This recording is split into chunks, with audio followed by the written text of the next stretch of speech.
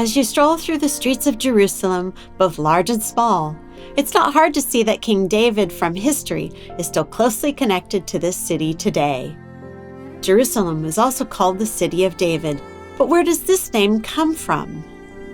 Why has it left such a deep mark on this city, which has endured so much throughout history?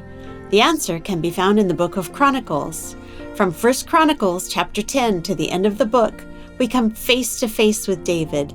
His story occupies about 1/3 of the content of 1st and 2nd Chronicles.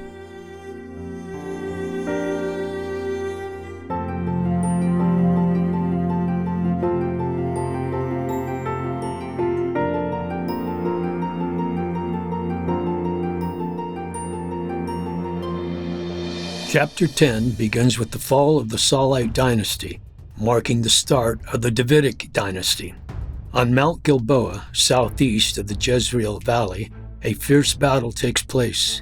The Philistines attack with full force, and the Israelites are defeated and flee.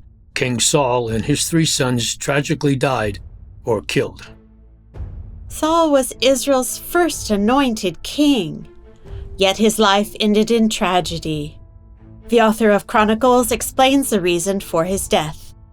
So Saul died for his unfaithfulness. He was unfaithful to the Lord in that he did not keep the command of the Lord. Moreover, he had consulted a medium seeking guidance and did not seek guidance from the Lord.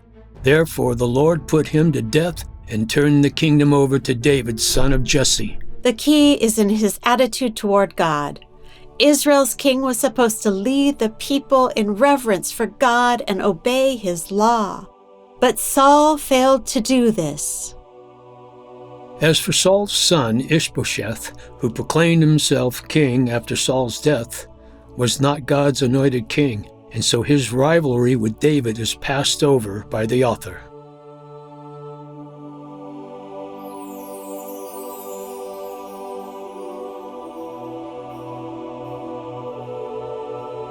After Saul's tragic suicide, Israel welcomed their greatest king in its history.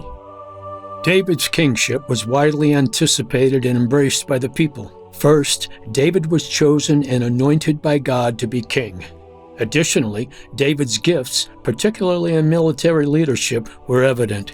He had defeated the Philistine giant Goliath while Saul was still king. And with God's help, he went on to conquer the powerful Canaanite tribes, establish an effective central government. Importantly, David was supported by the leaders and people of all 12 tribes of Israel. David made a covenant with them, so the governance of Israel was built upon a covenant between the king and the people. However, it took nearly 10 years from the time David was anointed to when he became king over all Israel, during which God tested and refined his character. David was anointed 3 times. The first time was when the prophet Samuel came to Bethlehem and anointed David at his family home, declaring that God had chosen him to be king over Israel. The second anointing occurred when the tribe of Judah anointed David as king over Judah in Hebron, where he reigned for 7.5 years. The third anointing happened when the elders of all Israel came to Hebron to anoint David as king over the entire nation. In Jewish tradition, when oil is poured upon the head of the anointed one, it symbolized God's selection, presence, and blessing, signifying that the anointed person was endowed with God's gifts and power. When compared to other ancient Near Eastern cultures, Egyptian officials were anointed by the pharaoh, representing authority descending from above. In contrast, the Hittites had kings anointed by the elders, symbolizing authority rising from below. David's 3 anointings combined both elements. First, he was anointed by the prophet on behalf of God, signifying that his authority came from above. And then he was anointed by the people, symbolizing that his authority was supported from below. This aligns with Deuteronomy 17:15, where God commands that kings be chosen by both God and the people of Israel. Chronicles shows us that David was a king after God's own heart. After David became king, the first thing he did was capture the city of the Jebusites and make it the capital of Israel. This became known as the City of David and the stronghold of Zion, later called Jerusalem. David's selection of Jerusalem was likely based on three considerations. First, politically. At the time, Jerusalem was Jebusite territory and did not belong to any tribe, so choosing it did not offend or favor any particular tribe. Second, militarily. Surrounded by mountains, Jerusalem was easily defensible, and it had an independent water supply system. The water supply system played a crucial role in our understanding of ancient cities. Long before the famous Hezekiah's Tunnel was built, Jerusalem already had a sophisticated water system. Archaeologists Ronnie Reich and Eli Shukin discovered remnants of a tower protecting the city's only natural water source, the Gihon Spring, which dates back to the 18th to 17th centuries BC. Through the tower's protection and guidance, the surface water channels connected the Kidron Valley in the east to the south, irrigating fields along the way. Additionally, an underground channel brought water into the city, providing for the inhabitants of Jerusalem. Third, geographically. Jerusalem was centrally located, making it convenient for communication with both the northern and southern tribes.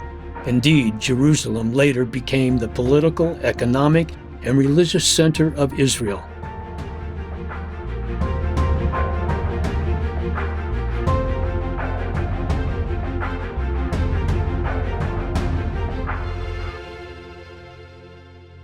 The City of David, as we see it on the map today, lies on the eastern side of Jerusalem, south of the Temple Mount.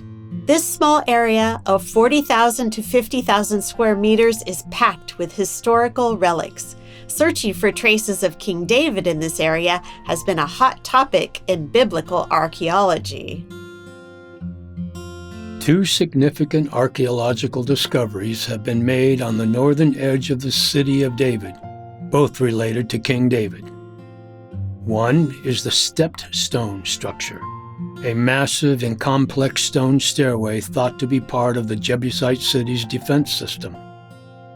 Built in the 13th to 12th centuries BC to support the citadel, which the Bible calls the stronghold of Zion. The Jebusites confidently declared that David could not breach their defenses because their fortifications were impregnable. Some believe this structure may be what the Bible refers to as the Millo. Millo means filling, and this structure indeed strengthened the city walls and buildings on the sloping ground.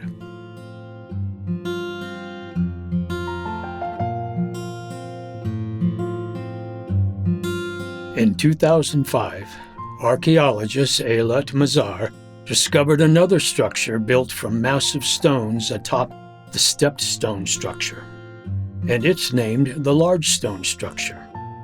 Judging by the remains, it is from around the 10th century BC, which was the period when David was king.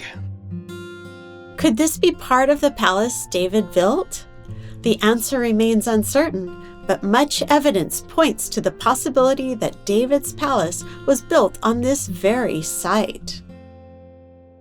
Chronicles does not give a detailed account of how David rose from a shepherd to a king, but it reveals an important reason from a different perspective. David was supported by a group of loyal warriors. Chapter 11, 10 to 47, lists many renowned warriors. 1 Chronicles, chapter 12, emphasizes that warriors from all 12 tribes came to join David. All these, warriors arrayed in battle order, came to Hebron with one heart to make David king over all Israel. Likewise, all the rest of Israel with one heart to make David king. Twice the passage uses the phrase, with one heart, showing that before David was even crowned, he had already won the loyalty and love of the entire nation. Many of them defected from Saul's house to follow David.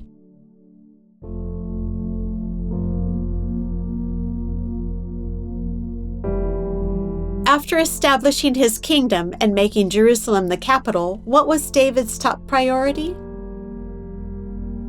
Then let us bring again the ark of our God to us, for we did not seek it in the days of Saul. Here we see a significant difference between David and Saul. During Saul's reign, the Israelites did not seek the ark, but David's first act as king was to bring the ark to Jerusalem. The ark of God with the cherubim on top symbolized God's presence and had been constructed by Moses according to God's specific instructions. For the Israelites, the ark was like a diary of their faith, recording God's presence with his people. Later on, the ark had been captured by the Philistines during a war, but they returned it after suffering plagues. It was eventually placed in Kiriath Jearim in the territory of Judah.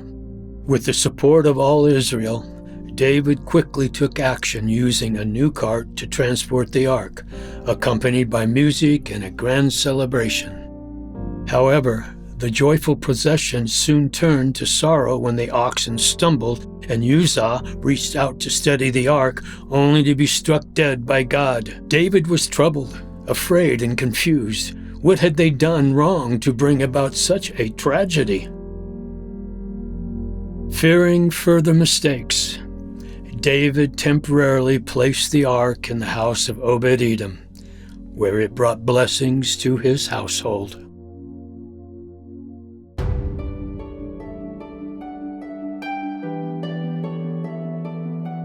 Despite the failed first attempt to transport the ark, God continued to bless David's reign, and the nation prospered. David defeated the Philistines, Israel's long-standing enemies in Canaan. At that time, the Philistines spread out in the valley of Rephaim, preparing to attack David. To understand their route, we need to grasp the geography west of Jerusalem. Jerusalem is protected by the rugged Sorek Valley and the Valley of Elah like a moat, making the city difficult to attack. Yet the Valley of Rephaim to the southwest, however, is a broad plain, ideal for battle. In this critical moment, David twice sought the Lord's counsel. The first time, God directly promised him victory. The second time, God gave David specific instructions on how to fight. David attacked from the rear, and the Philistines were forced to retreat northwest. David pursued from the Gibeon to Gezer, successfully driving them out of the Judean hill country. David's complete obedience led to great victories, and his fame spread far and wide.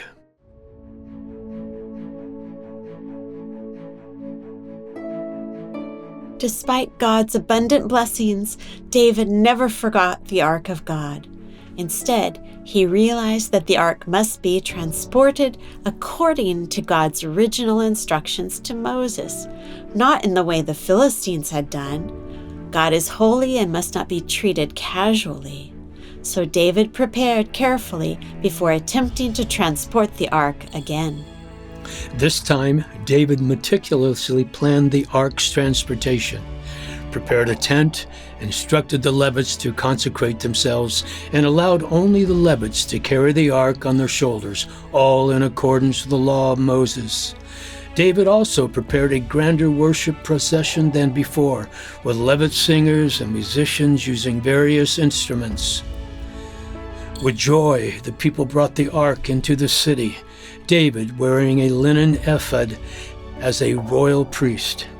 The procession ended in complete success, welcoming the ark into Jerusalem.